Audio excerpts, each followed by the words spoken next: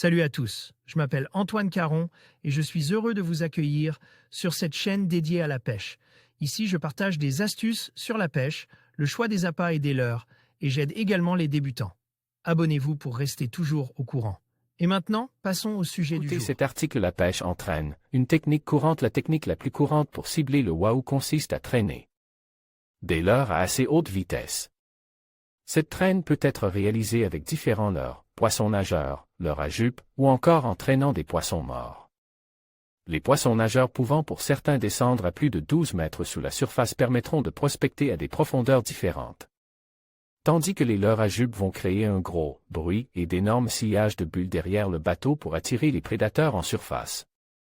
La vitesse de traîne la plus courante se situe entre 5 et 8 nœuds en fonction des leurres utilisés, mais il est possible de monter jusqu'à 12 nœuds avec certains leurres qui supporteront de grosses vitesses sans décrocher.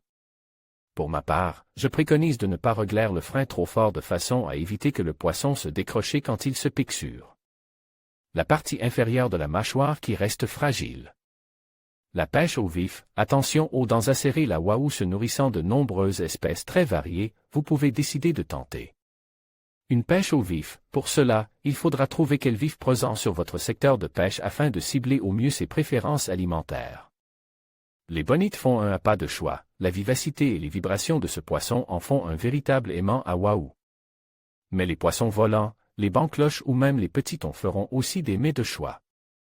Pensez à bien câbler votre ligne pour éviter les coupes qui peuvent être légion quand on cible ces prédateurs.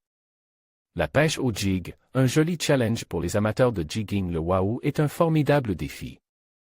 Le speed jigging reste la meilleure approche compte tenu de la vitesse d'attaque de ce poisson.